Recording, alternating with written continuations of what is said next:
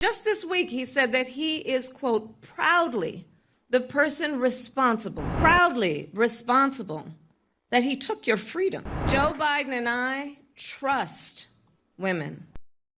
Kamala Harris, who has kind of taken the mantle for the Biden administration when it comes to a lot of the women's reproductive stuff, rightfully so, as I think that she captures the tone really well, actually. And she went off on Trump after his Mar-a-Lago press conference and his recent rhetoric, as well as the state's rulings directly that were, of course, enabled by Trump overturning Roe v. Wade. So I thought we would run through a few clips of her absolutely dismantling the Trump administration, just lighting him up while abortion is still a hot topic, as it should be. Just this week, he said that he is, quote, proudly the person responsible for overturning Roe.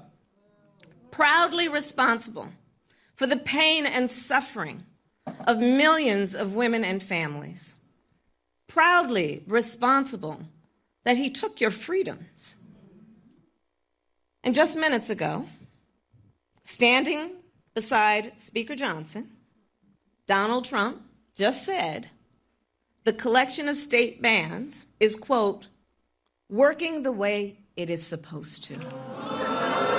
Not only did fertilization treatments come under fire, women who had a miscarriage and in need of life-saving procedures won't be able to get those, children having to carry to term.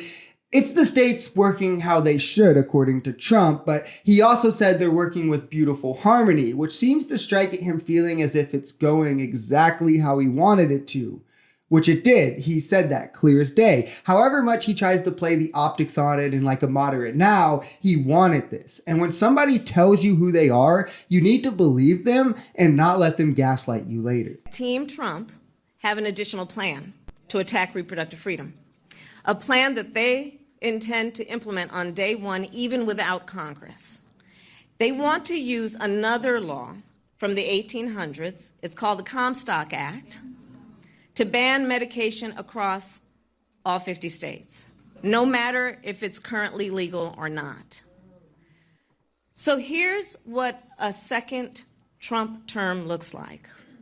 More bans, more suffering, and less freedom. She's, again, exactly right, and she puts it very well in terms of what truly is at risk here. Trump and his team plans to get this blocked one way or the other, whether it has to be backdoor or not, whether he would need congressional approval or not. He could pass it with executive action with the Comstock Act, which is from 1873. It's something Trump and his administration, there's been whispers of them supporting, and it's pretty much a sexual purity law of sorts. It's not only banning materials and medicines used for abortions or again, to help after miscarriages, but it bans anything that could be considered indecent or immoral, including birth control, sexual images, or anything related to sexual health. So this is mask off the plan. Contraceptives come under fire. Anything that doesn't fit into their sort of Christo-fascist worldview, they will attempt to implement a ban on if Donald Trump is elected. Joe Biden and I trust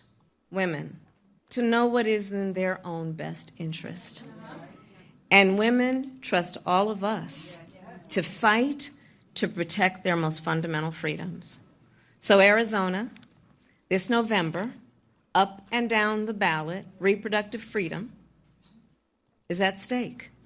And you have the power to protect it with your vote. It is your power.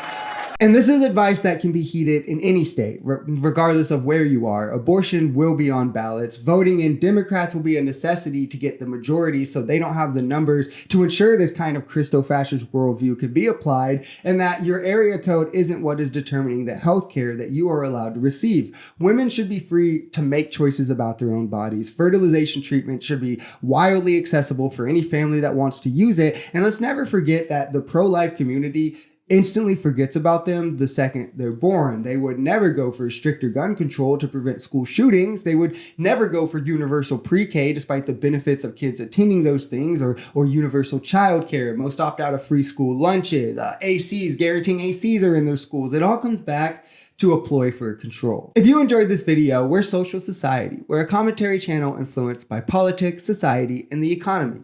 We are pretty left-leaning on this channel, but we're open to our right-wingers as well. The biggest thing here is having conversations that get everyone to the bottom of the truth. If that sounds like something that could interest you, consider smashing that subscribe button, leaving us a like, or even commenting on this video. We even have memberships available as low as $3 if you'd like to support, because the only way we become a society is together.